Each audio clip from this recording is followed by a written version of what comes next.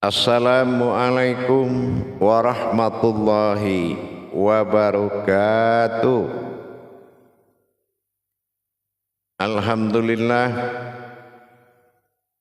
Alhamdulillahi rabbil alamin. Assalatu wassalamu ala asrafil anbiya'i wal mursalin Sayyidina wa maulana Muhammadin. Asyhadu an la ilaha illallah wa asyhadu anna Muhammadar Rasulullah. Allahumma shalli ala sayyidina Muhammadun musyabil wal ikram ya wal jalil wal ikram. La nabiyya ba'da amma ba'du wa ibadallah wa ittaqullah.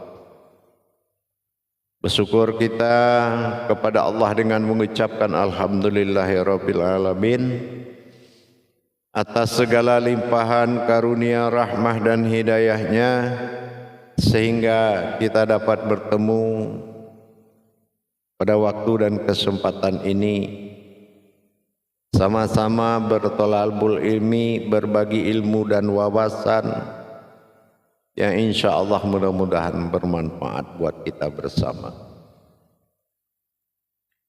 Bersalam kita takkan terlupakan, marilah sama-sama kita sampaikan kepada junjungan kita Nabi Allah, Nabi al-Akhirul Zaman, Rasulullah Muhammad sallallahu alaihi wasallam. Atasnya kalimahnya kita kalamkan dengan membacakan Allahumma sholli ala sayyidina Muhammad wa ala alihi Sayyidina Muhammad. Alhamdulillah bertemu lagi dengan saya Guru Mursyid Syekh Nur Muhammad Buya Irwan Maulana Al-Khalidi, Pasaman, Sumatera Barat. Alhamdulillah tentunya dalam rangka meningkat iman dan takwa kita berbagi ilmu dan wawasan, mudah-mudahan bermanfaat. Dalam makom majelis zikir ma'rifatullah, tentunya dalam naungan Yayasan Islam Hidayatul Mubarakah, terutama sekali dalam syiar kita, wadahnya YouTube Buya Pasaman Timur yang insya Allah selalu hadir kupas tuntas dalam hakikat ilmu amal dan ibadah. Alhamdulillah para hadirin kaum muslimin dan muslimat, jemaah dimanapun berada, rahimakumullah. Pada waktu dan kesempatan ini saya akan berbagi sebuah ilmu dan wawasan, yaitu tentang rahasia di balik nama asmanya Allah. Kenapa menjadi suatu pandangan dan suatu pembahasan? Karena tidak sedikit umat Islam yang takluk kepada tulisan. Bahkan ada yang menjadikan tulisan itu hampir nyaris menjadi Tuhan. Menjadi suatu panutan. Istilahnya kalau dia terinjak oleh sesuatu harga diri, tidak masalah, asal jangan tulisan itu yang terinjak. Yang umat Tuhan tulisan itu apa dirinya? Nah ini masalahnya. Ini bisa merubah iman tauhid kalau kita tidak bisa meningkatkan pemahaman kita tentang perubahan, kenaikan derajat tulisan agar tidak menjadi tulisan yang mati, menjadi tulisan yang hidup. Apa yang dikatakan tulisan yang hidup itulah isim. Isim itu adalah suatu nama yang setelah hayat, telah hidup. Kalau tulisan itu tidak hidup, kita panggil pun dia tidak datang. Contohnya apa? Yang dipanggil azan, Allahu Akbar, Allahu Akbar, enggak tulisan yang datang. Yang datang itu kita. Kenapa kita yang datang? Mana hubungan azan itu dengan kodrat yang dipanggil? Ini makanya harus dikaji dengan isim. Karena asma untuk jasmani Ismi untuk rohani, isim untuk jasmani dan rohani. Itu isim. Jadi kalau isimnya yang dipanggil, kenapa dia jatuh nama isim? Itulah ayat. Jadi Allah bukan punya nama di tulisan mati, tapi di tulisan yang hidup. Isim itu kitab. Kasroh, ya, kasroh itu dalam kodratnya bi, batin. Makanya kalau dia berwujud namanya tajali. Kalau di Al-Quran menjadi garis. Dalam hijaiyah menjadi harfiah. Inilah isim.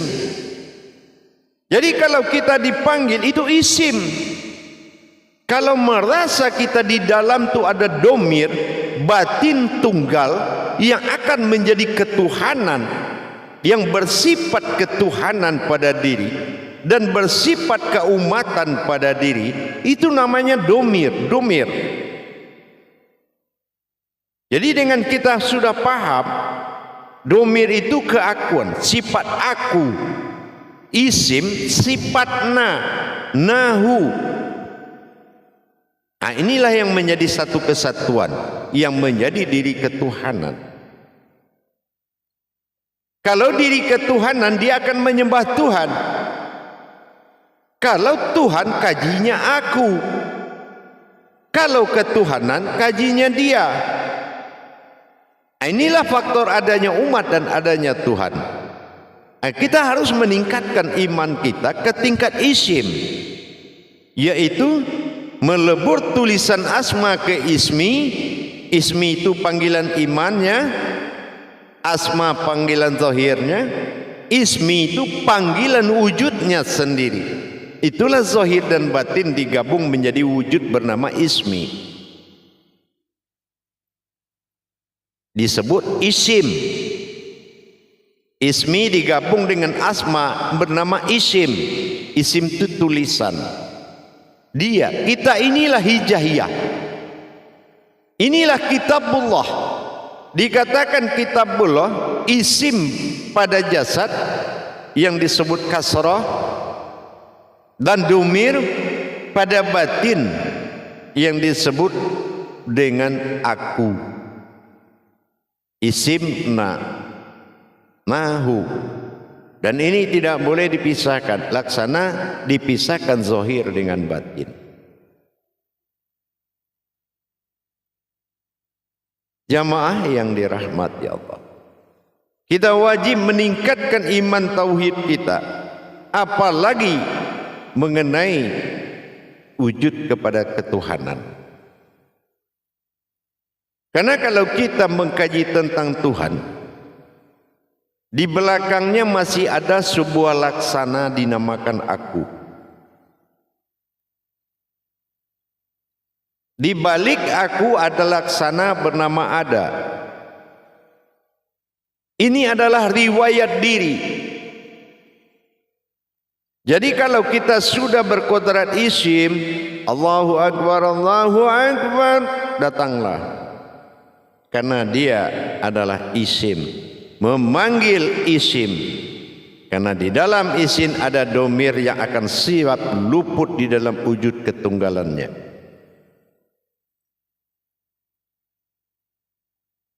Jadi kita tingkatkan dari asma ke ismi, dari ismi ke isim.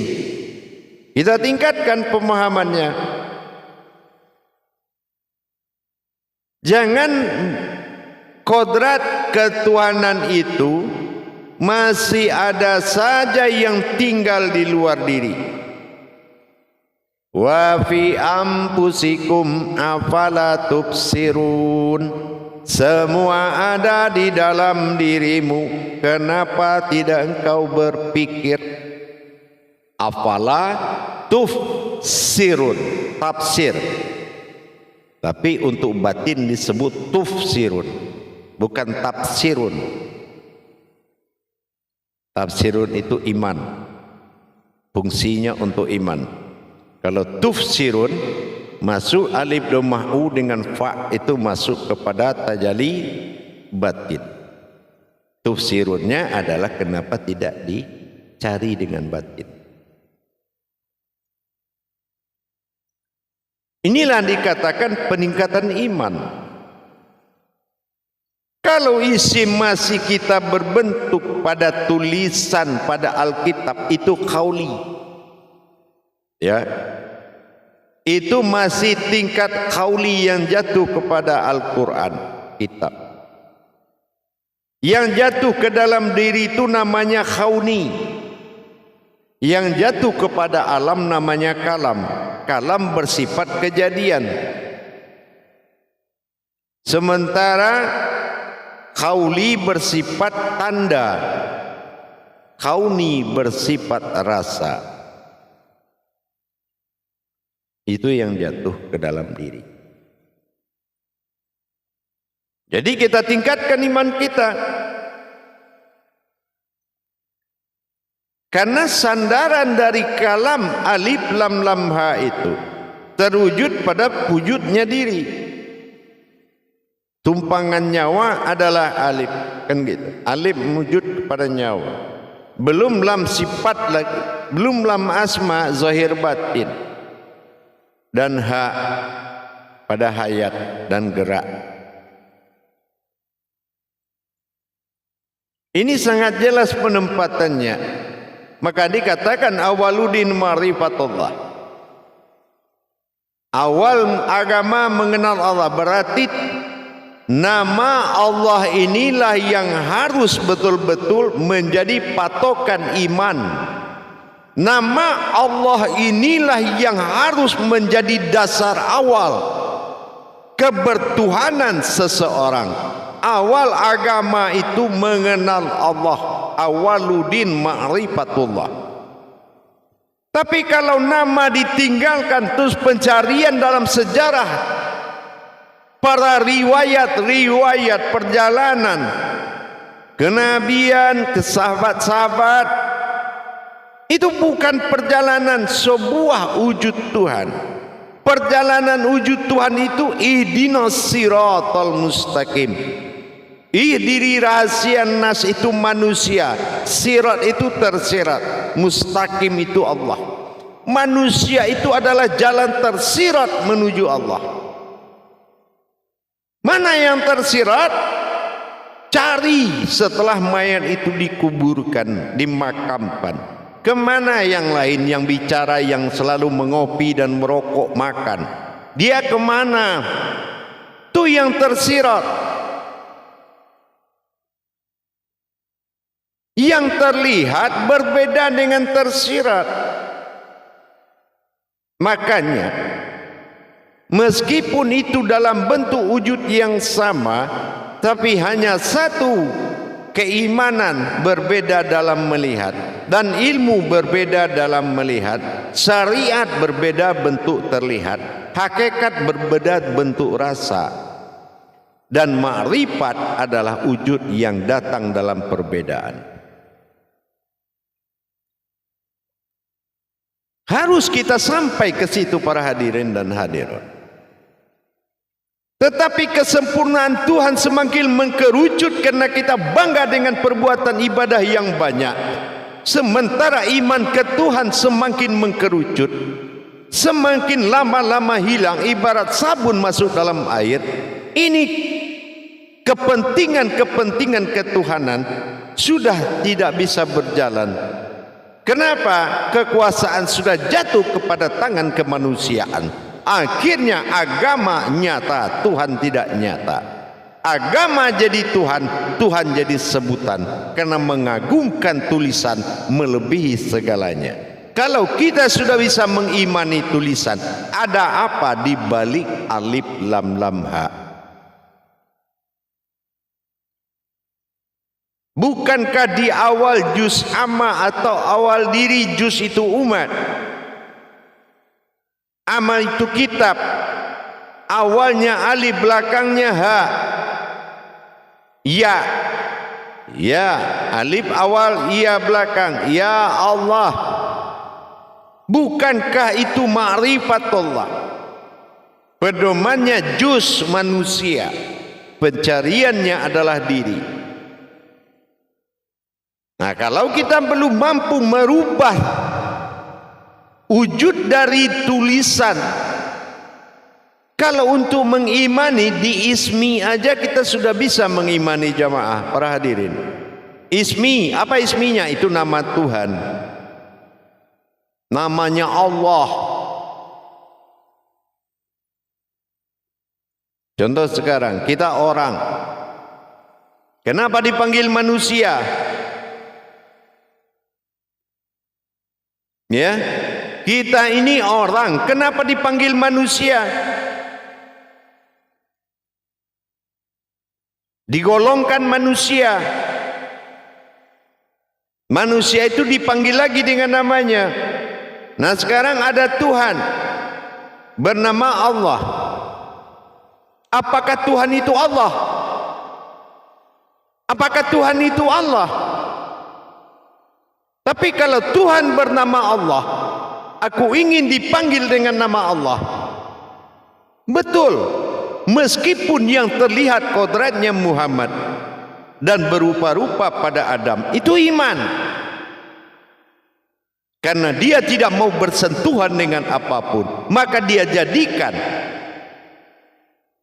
ijab-ijab menempuh dirinya. Tidak bisa syahadah langsung kecuali yang sa'diyahnya. Sa'diyah adalah perantara wujud pada Adam berkodrat pada Muhammad tersembunyi dalam nyawa. Itu adalah hakikat. Alif lam lam ha menyembunyikan tiga perkara. Kasrah alif itu fatah atau dikatakan dengan kodratnya adalah alif 1, lam 3, 5 ha 165. Iman Islam ihsan. 1 adalah ihsan. 6 rukun iman, 5 rukun Islam, 5 kali 6 30 juz terhimpun dalam diri. Kenapa kita tidak keluar dari asma untuk mengimaninya? Naikkan keimanan sehingga wujud tulisan itu sudah hidup berupa diri. Sehingga kalau dipanggil oleh masjid, berangkatlah, datanglah. Karena isminya. Gak mungkin dia panggil rahasia yang ada dalam diri itu. Karena itu yang punya ismi, yang punya nama. Ismi nama itu sudah menuju ismi, ismi sudah menuju isim. Maka isim ini wajib datang karena domir yang akan berbuat di situ.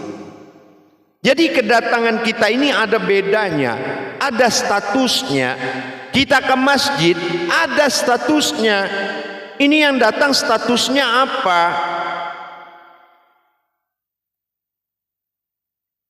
Ini di mata Tuhan. Nah begitu. Ini persoalannya di mata Tuhan. Ternyata sampai di situ, kalau tidak berbekal ilmu, kita akan terikat suatu ketentuan yang mana ketentuan undang-undang di dalam masjid bisa membuat kamu tidak bergerak kepada Tuhan. Karena adalah adab yang sangat kuat. Dikala kamu menjadi iman, jangan kamu merasa kamu pimpinan semua umat. Karena kamu hanya wali Allah, imaminullah. Kalau kamu masih melihat dirimu dalam memimpin jemaahmu, maka kamu adalah orang yang memimpin orang, bukan imam memimpin jamaah. Ini hakikat.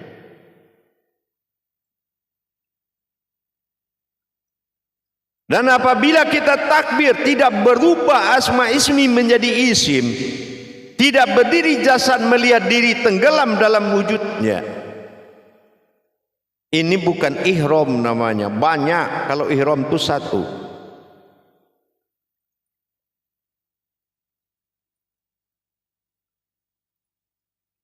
Hadirin jamaah yang dirahmati Allah, mari kita tingkatkan iman kita terhadap pandangan tulisan. Dibuat tulisan besar-besar di masjid, nama asma besar. Bukankah itu adalah ukiran dirimu, wujudullah? Ternyata tidak, kita melihat itu memuji dan merendahkan yang ada diri. Tidak mampu lagi menjadikan tulisan itu kaca, dilihat tulisan kelihatan diri. Itu yang benar. Asma lebur dalam isim, isim lebur dalam ismi. Inilah leburnya asma ke dalam ismi, lebur ismi ke dalam isim. Maka kitalah wujud tulisan itu adalah wujud daripada jasad. Alif pada nyawa, lam pada jasad, lam kedua pada rohani, hayat, af'al. Ini yang dikatakan isim. Kadang-kadang malah dibodohkan oleh paranormal. Pergi berdukun, ditulislah nama Allah besar-besar, ditaruh di timah, bungkusan timah hitam, dilipat, dijadikan azimat. Padahal dirimu adalah tulisan yang hidup. Kenapa bersekutu lagi dengan Tuhan lain? Mana ada nama-nama Tuhan lain selain dari wujud dirimu sendiri yang menjadi maujudullah. Apalagi kita tidak memahami dan merasakan hayat tulisan itu pada diri. Inilah isim yang sebenarnya. Diri kita ini isim karena domir yang ada di dalam yang akan menunjukkan ketuhanannya, akan menunjukkan sifat ketuhanannya kepada ketuhan dan kepada wujud akunya tunggal. Inilah solat. Tapi kalau lain yang dipanggil, lain yang datang, itu kelihatan nafsu imannya. Ya, kelihatan nafsunya. Bahkan disengketakan kain sarung, baju koko yang kurang bersih. Inilah kenapa datang fakot khailan nafsah tadi, karena tidak mengenal, tanpa memahami lebih dalam, maka datang kebodohan.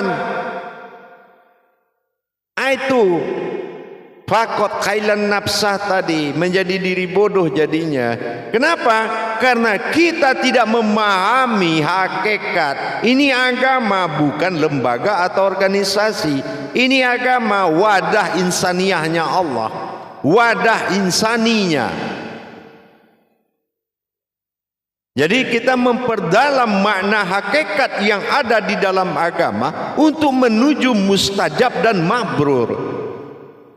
Karena kamu kita ini harus kembali kepada keinaannya, keinalilahiannya, keinailahnya, keilahnya, ke Tuhan, kelilah, ke jalan, ke hihayatnya.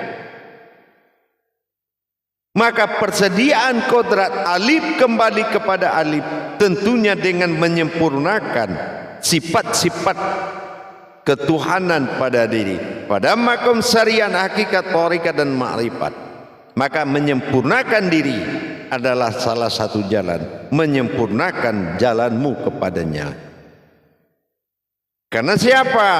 Di atas sin itu ada titik 3 yang tidak akan bisa dibedakan mana titik nomor 1, nomor 2, nomor 3. Tapi kamu sudah ada dalam satu titik, wujud, wujud dan maujud.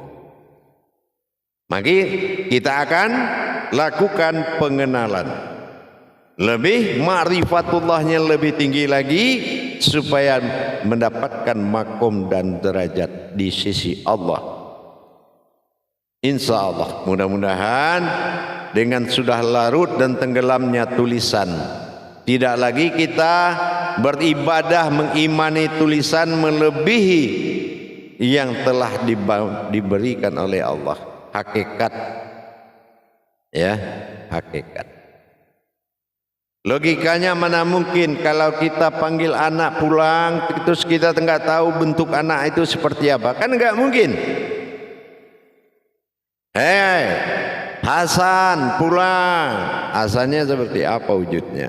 Nah seperti itu. Jadi dengan Allah Al-Malikul Hakul Mubin.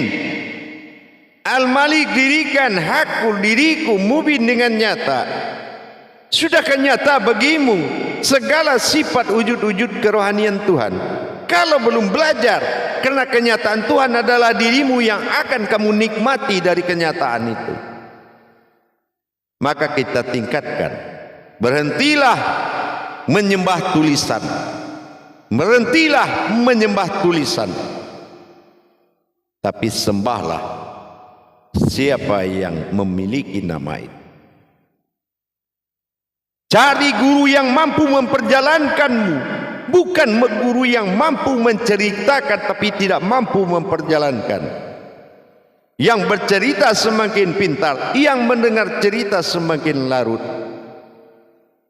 Akhirnya imannya adalah dalil nagli, iman akal, dalil akli, tidak sampai imanullah.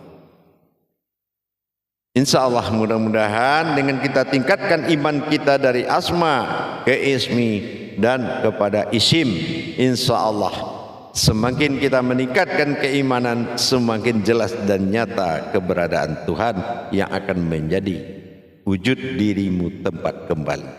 Barakallahu ya Karim, ya Rahman, ya Rahim. Insya Allah mudah-mudahan sama-sama kita belajar. Barakallah. Saya Guru Mursyid Syekh Nur Muhammad Buya Irwan Maulana Al-Khalidi dalam syiar YouTube Buya Pasaman Timur. Bagi yang ingin mendapatkan tuntunan tauhid, silakan mencari aplikasi Buya Pasaman Timur di Play Store HP Anda. Insya Allah ikuti pendaftaran sesuai KTP saja, masuk dan belajar, dapatkan bimbingan dan tuntunan 1 minggu sekali dalam grup jamaah pengajian. Hindari pemahaman dan carilah paham, insya Allah. Barakallah. Akhirul kalam. Wabillahi taufiq walhidayah. Assalamualaikum warahmatullahi wabarakatuh.